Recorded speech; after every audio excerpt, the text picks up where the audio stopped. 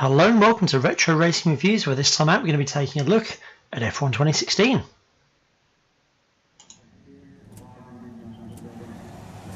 Now I do realise this kind of goes against the whole point of the channel, but Codemasters have been making this game in one format or another since 2009, if you count the Wii version, and so I think it's worth just sort of seeing how far they've come in that 7 or 8 year period of time that they've been trying this. Now, normally with the F1 games, you get an intro sequence which tells you a little bit about the season thus far. Here they don't seem to have done so, because you can see places like Abu Dhabi where we haven't been to yet. Although you do get Jolyon Palmer crashing into the wall at Monaco, probably one of the better accidents of the season, certainly the most dynamic, I would guess. So realistically, that they could have put a bit more effort into that, but I'm really nitpicking about finer things here. So let's get stuck into the game and see what's what. So you've got your career mode, which, as I understand it, has been put back from F1 2015, which realistically was a bit of a stopgap measure to get them onto the new console generation more than anything else. This is really the first proper version. So I'm going to go for a single race, and just looking, it tells you how hard the tracks are, how many turns they've got, just gives you a bit of an idea as to how far you're going to go with each particular track. Azerbaijan has already been said to be very hard. I wouldn't argue for a second there. Austria, very easy, and I'm going to go all the way through to Belgium, primarily because Belgium is the next Grand Prix coming up at the weekend, so I can kill two birds with one stone on this. And oh, here we go. Nice bit of a preview. I'm going to skip that and go and pick a particular team. Do I go for Williams or do I go for Red Bull? I like both cars.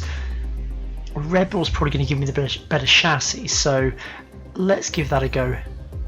Okay, so Daniel Ricciardo and Max Verstappen taking a trip into the uncanny valley there. I think I'll go with Verstappen. So you've got your various lengths of practice, lengths of qualifying, race distance and everything else. So I'm going to do a short practice session, some one-shot qualifying, and then a 5-lap overall race distance, just to kind of keep things nice and simple. So without further ado, I'm going to just quickly see what the other options I have are. Okay, so it goes all the way up to legend, so we'll drop it back down to hard so I can at least overtake some people. Flashbacks are on, and the corner cutting stringency I'm going to leave at regular, just in case I happen to drive off the track. Manual race start. Vehicle damage is on full, so if I crash into anything it's my own stupid fault. And let's just take a few of those driving aids off, so braking assists come off, gearbox onto manual because I'm using paddle shift on my G29. Let's leave the weather at dynamic. I do realise this could probably end up with me having to drive in the wet because it is Belgium after all, but let's give this a crack and see how we get on.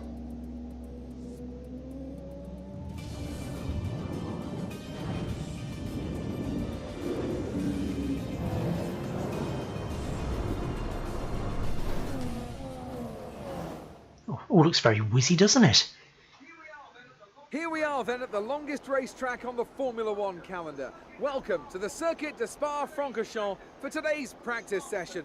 The Spa circuit really is one of the most iconic tracks on the calendar, and Eau Rouge is one of the best corners in F1 history. A sweeping left, right, left with a blind summit. It's a downhill start with a sudden elevation change as you surge into a steep uphill section. From within the car, you cannot see the exit until you crest the hill. It's essential to stay flat out as the long Kemmel Straight continues to climb immediately afterwards. Okay, so now we're in the pits. This is pretty standard for any of the Codemasters F1 games. You can go and have a look at the setup and various other things.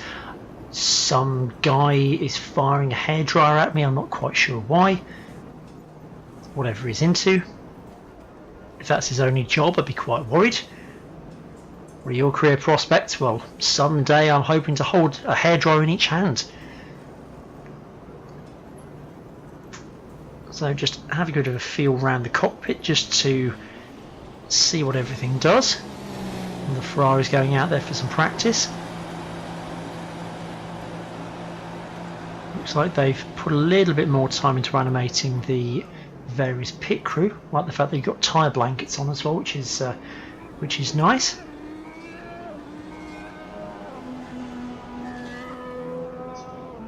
It's pretty quiet out on track. We should consider getting out there. Oh, thank you, helpful radio person.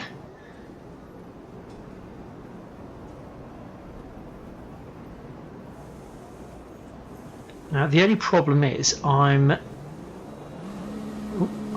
trying to find out what all the buttons do, and you either have to push the keyboard or none of the buttons on my wheel actually match up to what they're saying on screen. So I've managed to get hold of an iPad which tells me what I'm supposed to be doing. So I can see that only 2 cars are out on track currently. 28.5 minutes to go, everything looking pretty good. So I've got the various tyre compounds, so it tells you how long they should last for, how much wear you've got on them.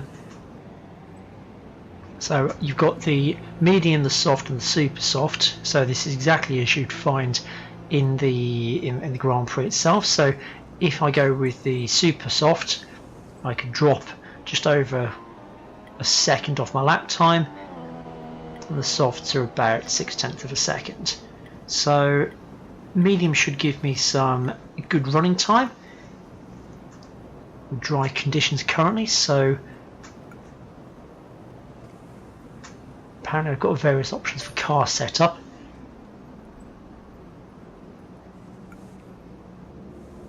It's difficult to know what to run with in Belgium because you've got a really long straight, and then you've also got some very twisty corners. So I'm just going to set up a save file for this so I can tweak it on the fly. So we're looking at Belgium 1 because I'm very original.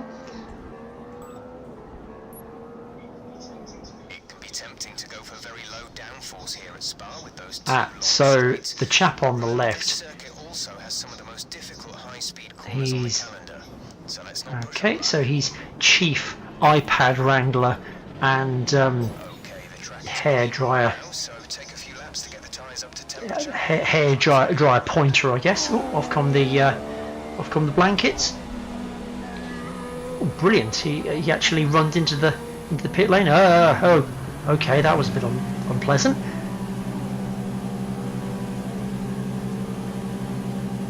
Looks okay now. Oh, okay, so we've gone to the just over the head camera. Okay, and out we go. Eau Rouge is the first corner I drive in this. Not that. Ooh, okay.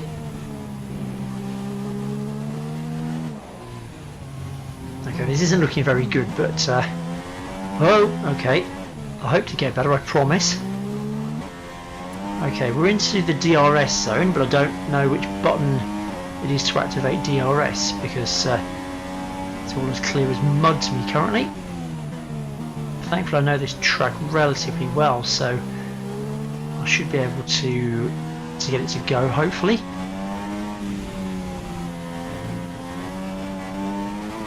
Nice bit of lens flare. So that's my yardstick Vettel's lap. Probably you're not going to get anywhere near that this time out. Whoa.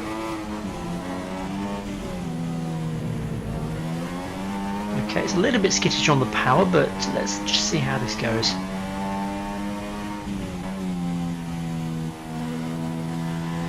hold it in 5th. Whoa! Okay, this thing is definitely set up for a little bit of oversteer.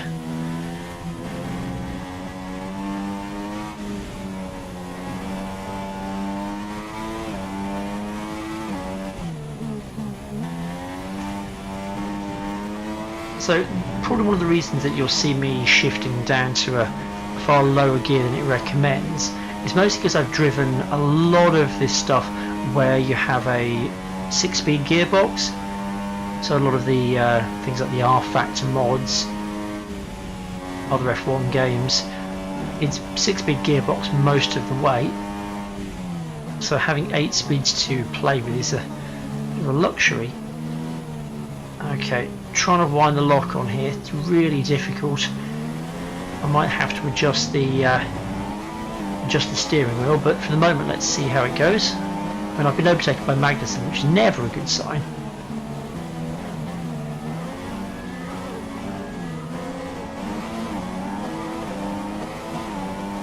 For the moment it seems to be working okay, so bombing it down here. I'm going to try a rouge flat this time. Whoop. Just nibbled a little bit too much away on the right as you headed up the hill. Still can't work out which button. No, okay, so that's the camera change. Quite like that. That's a sort of a not quite over the shoulder, but just above the shoulder cam. Gives you a slightly better view of the front wheels.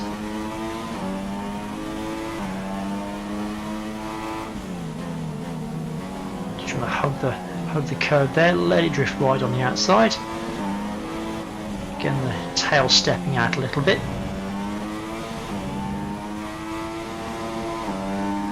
So this is the out of car view. I do like the fact that they've got the heat haze coming out of the exhaust. That's pretty cool.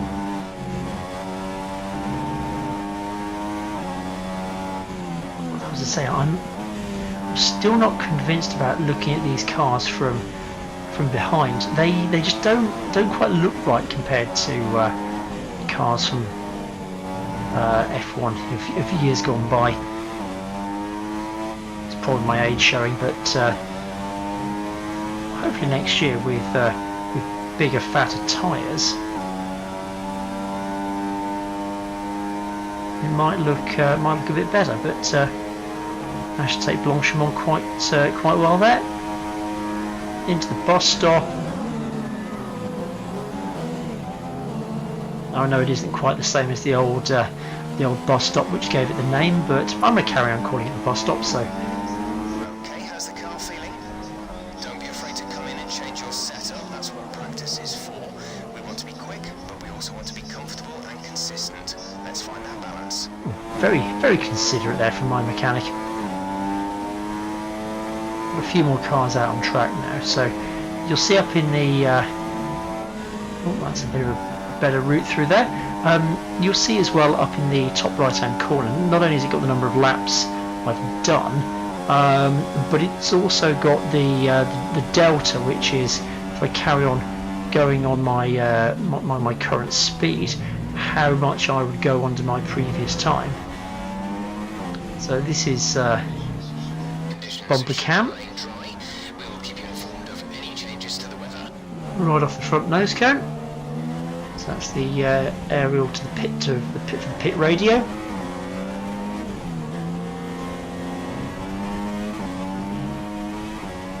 And this is fully in car.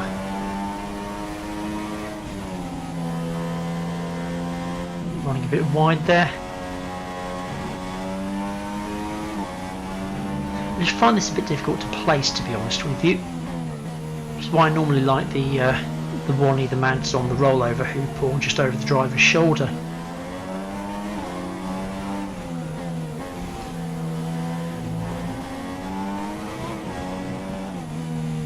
I mean, overall it seems quite similar to a lot of the Codemasters attempts. You've got that sort of slightly twitchy desire for oversteer, but with the amount of power I'm not really surprised. Presentation's good, graphics are good. Certainly able to jump straight in and go at a reasonable clip, which is normally the sign of a good game. And just getting a little bit more used to throwing it into the corners.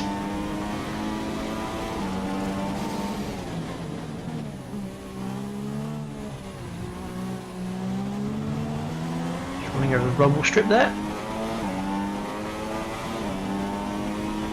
So I've got somebody ahead of me to aim for and try and see if I can get near them. Ooh, that was quite nice. I enjoyed that. Very, very satisfying. At some point I have to work out what the DRS button is. The thing is, with for those of you who've used the G29 and the G920, so the I think it's the G920, whichever one the Xbox One version is, there's a lot of buttons on there.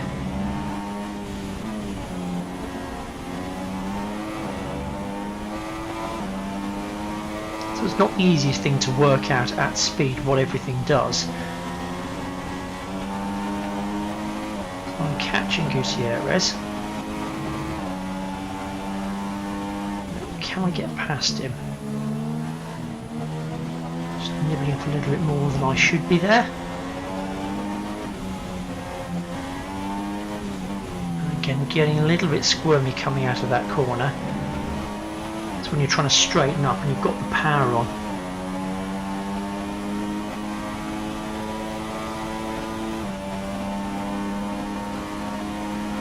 He's drawing away from me slightly. Look, is the Ferrari engine in that thing.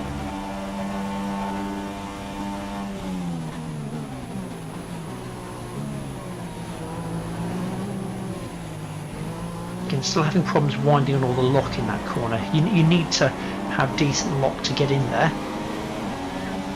Otherwise, seems like I've made a reasonable dent in my previous lap time.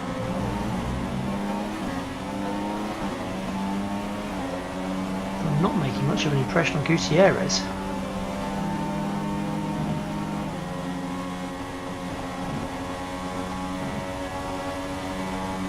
Into the straight. Aha! I found DRS.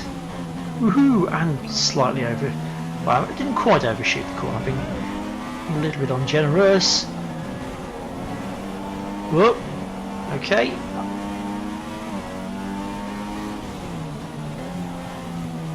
Difficult to string these corners together. The thing is with Spa, just to go into a little bit about why Spa is such a good track, it is a complete test of the car and driver package, more so than almost anywhere else.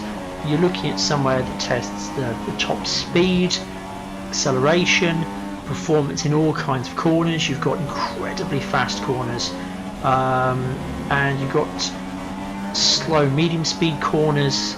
I mean, obviously Eau Rouge is one of the best examples of a corner that tests every aspect of the car. You've got the Source hairpin, which is one of the slowest corners you can get. It really does mean that you have to have a package that works all round.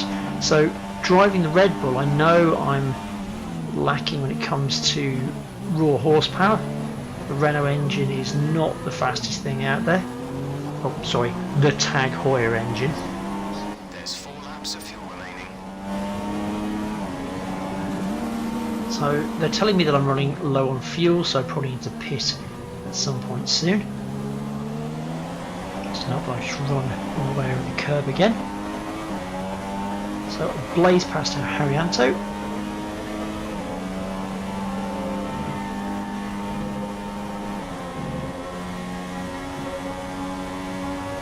Good run. Right, let's get the DRS open early here. So dropping off that when I hit the brakes. You don't have to push the button to turn this off again, it will just do it automatically.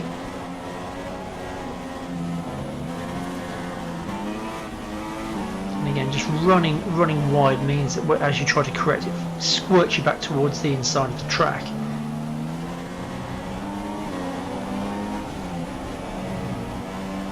Now that complex is meant to be a bit more sweeping, but I didn't go all the way out to the right hand side of the track, so I'm just a little concerned about overall stability.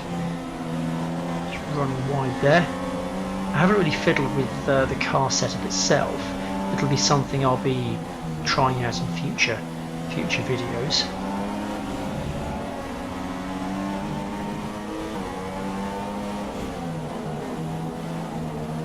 Running wide there, so I've had to tuck in. Chance of rain now. If the situation changes, we'll let you know. Now I've got to bear in mind as well that there is tyre wear coming into this as a factor, so I will at some point have to stop and put some new boots on these on here. So there is definitely some time to come from this. So I'm on the medium tyres, and you'll see that the people around me, so Magnus and Palmer et al, are on the softs.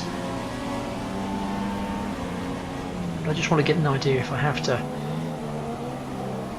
leave the medium tyres on the car, how fast I can go by comparison. Bearing in mind I'm losing a lot of time down the straights currently.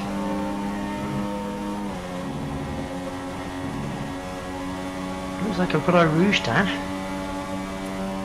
So that's a few laps of the track. Come back next time and we'll do qualifying in the race. See ya!